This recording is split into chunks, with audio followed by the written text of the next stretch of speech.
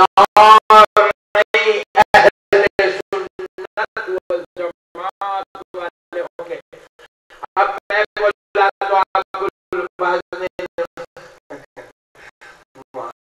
सुननी है, बोले सल्दा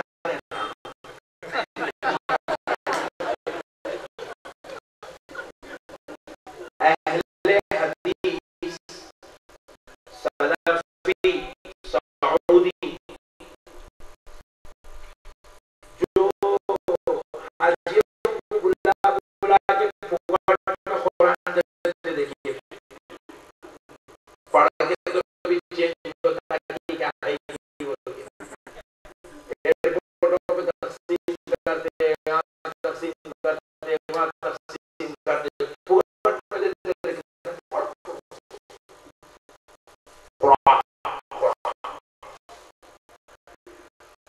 वो तफसीर के कुरान में अहले हदीस की बात लिखने को मजबूर हो गया कि ये यौम तबय्यज़ु वुजूह से मुराद हज़रत अब्दुल्लाह इब्न अब्बास ने कहा है कि वो अहले सुन्नत वल जमात वाले हैं। मैं ये दलील बना के पूरे अहले हदीसों को चैलेंज करा, आलिफात हुई चीज लिख रहा है अहले सुन्नत के फिर नई जमात बनाने का एक बड़ा आ जाना रे भाई। किस्सा खत्म नहीं। अहले सुन्नत में क्या बुखारी की तालीम नहीं है? अरे भाई वहां जाके बुखारी का टंका कहीं ऊपर जाना, यहाँ बैठ के बजा अल्लाह के वलियों की दरबार में बैठ के बजा।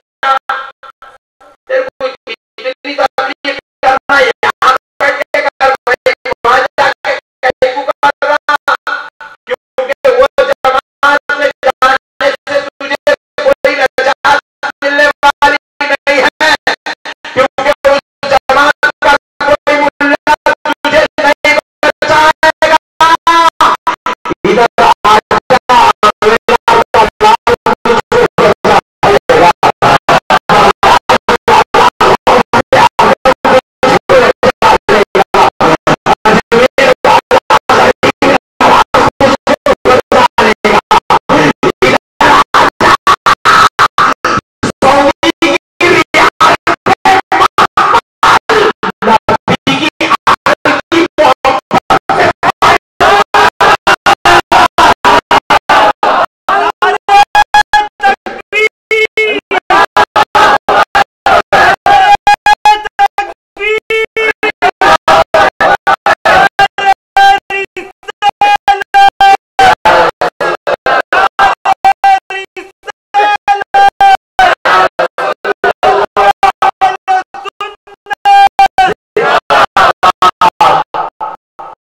इराक का रियाल नहीं रहा तो सऊदी का रियाल क्या खाक रहेगा।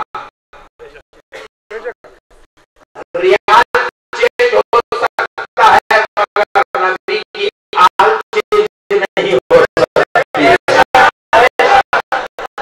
रियाल जाके डॉलर आ सकता है, डॉलर जाके रुपीस हो सकते हैं, मगर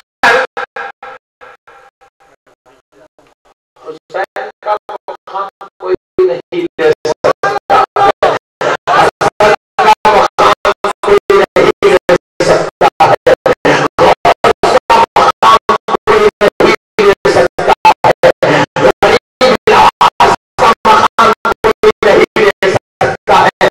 इसलिए मेरे प्यारे बुजुर्ग और दोस्तों, आओ फिर हज़रत अब्दुल्लाह इब्न अब्बास इस कुरान की आयत की तफसीर बयान करते हुए आगे इरशाद फरमाते हैं,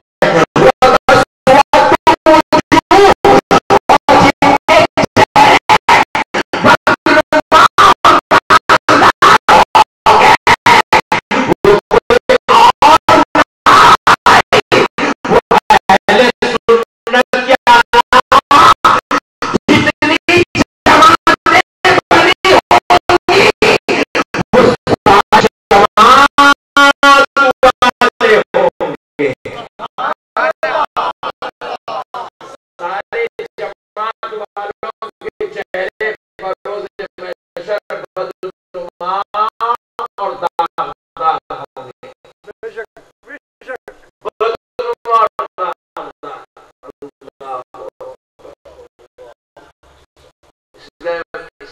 इसलिए हमारे पास अक्सर बच्चे क्या है मालूम है, ग्राउंड में क्रिकेट खेलते रहते, फुटबॉल खेलते रहते, गिल्ली डंडा खेलते रहते, बाजू से साथ जा रहे तो क्या बना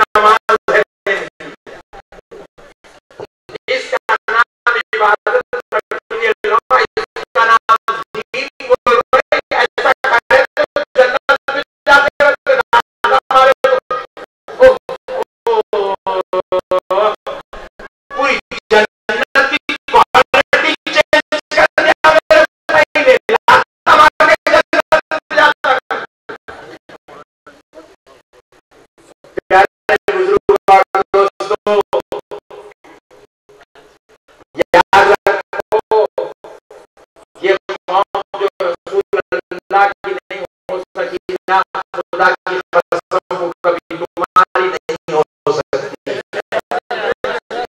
ये खुद भी बागी रसूल है और तुमको भी बागी रसूल बनाना चाहते हैं। ये खुद दुश्मन रसूल है, तुमको भी दुश्मन रसूल बनाना चाहते हैं।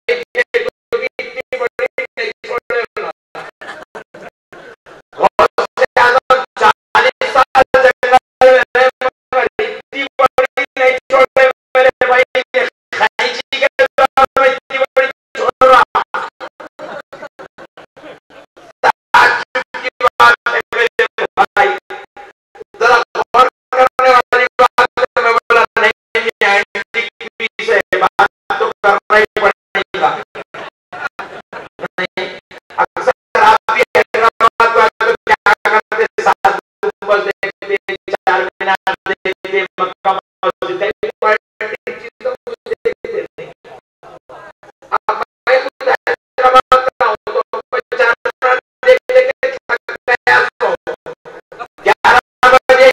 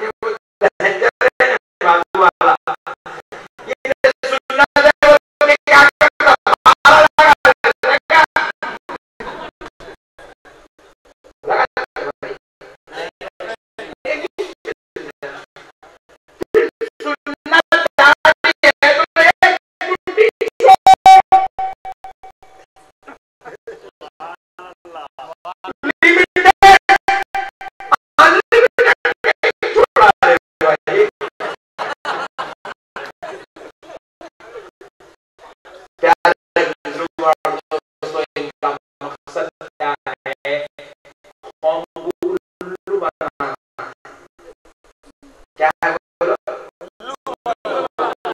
उल्लू बनाना, बोले हम पापी बने, इनको भी पापी बना के रहेंगे, हम रसूल अल्लाह से गद्दारी करें, इनको भी गद्दारी सिखा के रहेंगे। प्यारे बुजुर्ग और दोस्तों, अगर ये मौजू पे बोलना शुरू कर दूं तो फजर हो जाएगी, लेकिन आज हमारा ये मौजू नहीं है। हमारा मौजू औलिया इकराम की अज़मत है। लेकिन याद रखो, इन लोगों के पीछे मत जाओ, इनके पीछे मत जाओ, ईमान बच जाएगा, नजात हो जाएगी। और एक बात याद रखो, खुदा की कसम, हमें भी मालूम है, बुखारी शरीफ में हदीस है, रफ़े यदैन करना, हमको भी मालूम है, बुखारी शरीफ में हदीस है, एक सहाबी एक खाना मिला हुजूर से, कितने हाथ मिला?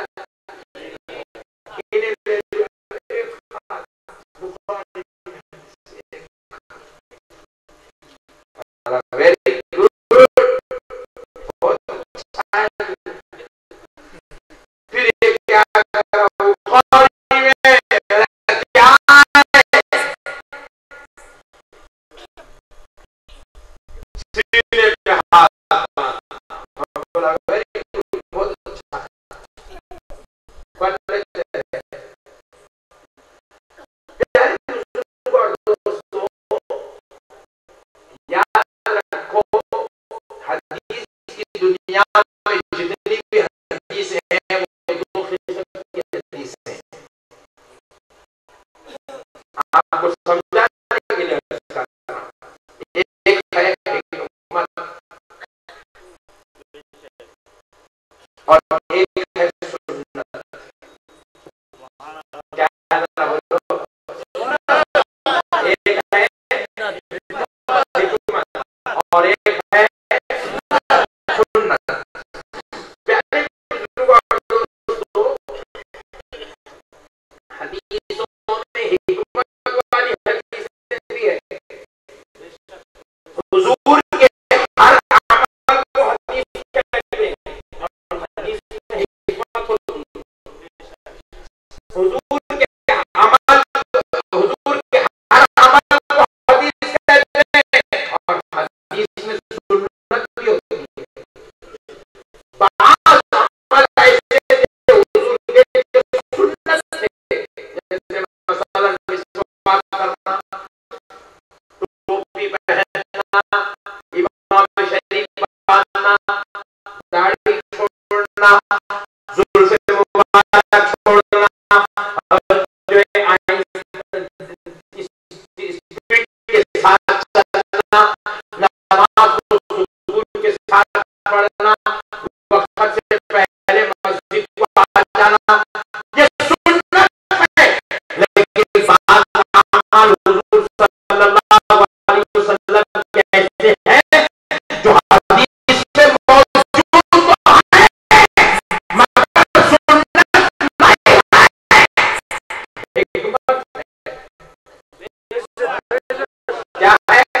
हिकमत है। हालात अगर अपने मौक़िफ़ में हो तो आका अलैहिस्सलातु वस्सलाम का मामला अलग था। हुजूर नबी करीम अलैहिस्सलाम जब ज़माना टेंशन का हो तो हुजूर का अंदाज़ कलाम अलग था। हुजूर का मौक़िफ़ और हालात काम करने का अलग था। जैसे प्यारे बुजुर्ग और दोस्तों, देखो, जब तक नमाज का हुक्म नहीं आया था तो आका अलैहिस्सलातु वस्सलाम ने अपनी उम्मत को तालीमात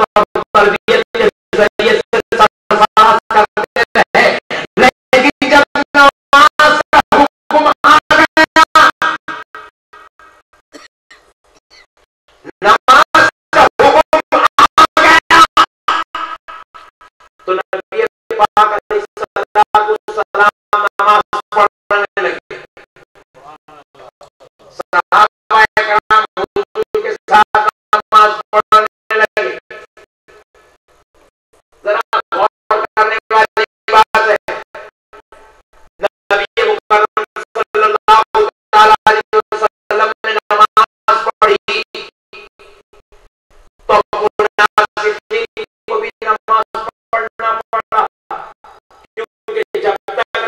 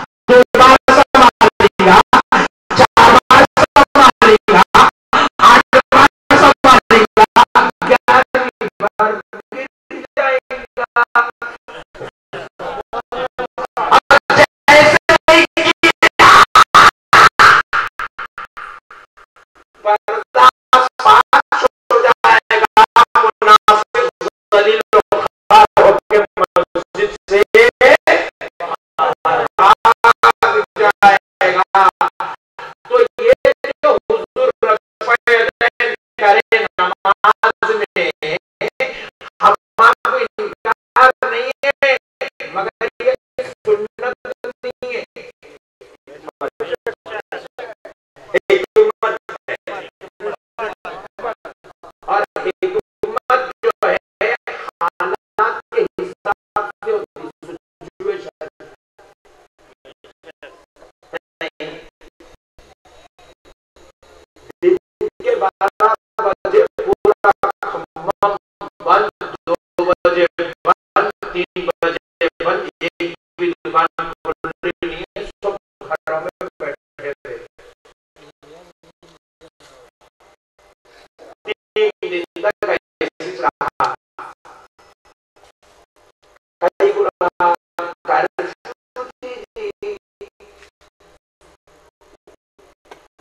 3 दिन के बाद क्या हुआ, कर्फ्यू खत्म हो गई, सब खत्म हो गई, शौहर जो है घर में सो गए, नहीं दुकान देखो, बोले क्या जाते तुम जाओ ना, 3 दिन से बंद पड़ी नहीं, सब बंद है, दीवाने कर्फ्यू जी बोल के बनता जी अब खुल रहा है। कर्फ्यू के दिनों में बंद रखना अच्छी बात है, उसके बाद खोल देना अच्छी बात है। नहीं कर्फ्यू में बंद बोल के क्या रोजाना बंद करने बैठ जाता, खाने को नहीं मिलता। हिकमत थी, रसूल अल्लाह ने रफ़अल क्यों किया, मुनाफिकों को मस्जिद से बाहर निकालने के लिए किया,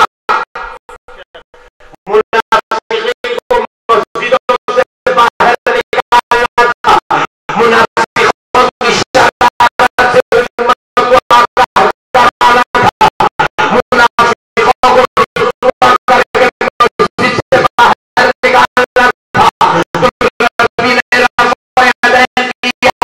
हिकमत थी, जैसे ही भूत निकल गए, मुनाफिकीन मस्जिदों के बाहर चले गए, सारी आशिकीन के आशिकीन नमाज पढ़ रहे हैं, तो नबी पाक ने कहा, ऐ मेरे साथी अब सैयद है मत कर।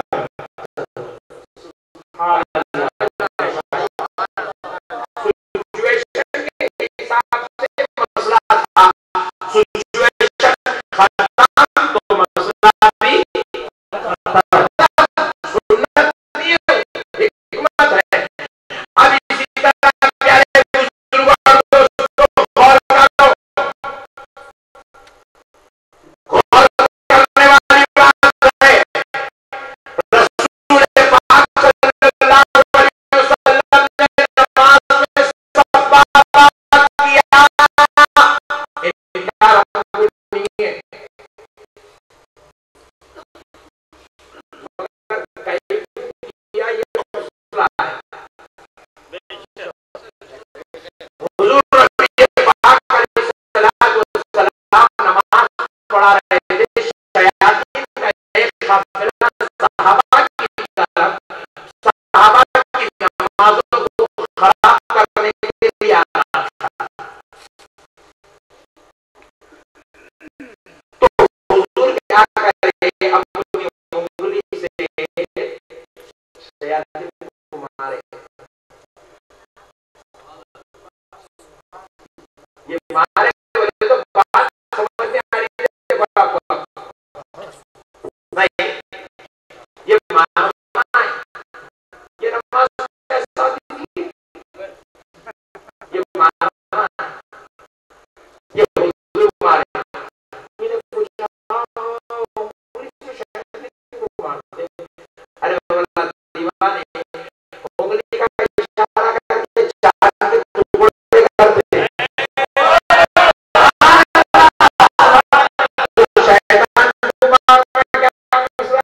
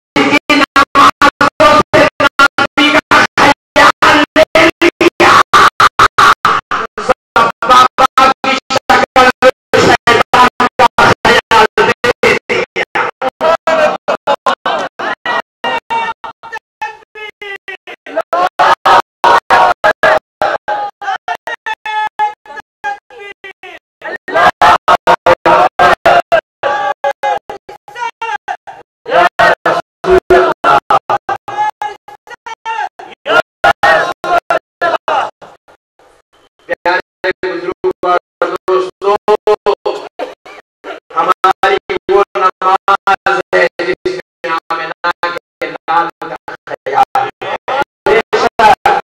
हमारी वो नमाज है जिसमें अल्लाह के हबीब का ख्याल है। और इनकी ये वो नमाज है जिसमें बोले बेशक हम अपने आका का ख्याल करते, तू दादा का ख्याल कर, दोनों बराबर है। प्यारे दोस्तों, मसाइल को समझो, हिकमत और सुन्नत को समझो। हर हिकमत पे अमल नहीं होता, ये हिकमत है। बुखारी शरीफ में इमाम बुखारी का काम नहीं है हुजूर सल्लल्लाहु अलैहि वसल्लम रफ़यत कहीं करे, सीने पे हाथ कहीं करे, क्या मसलियत थी, क्या हिकमत थी, इसके ऊपर गौर करना इमाम बुखारी का काम नहीं है। ये मसले पे गौर करना इमाम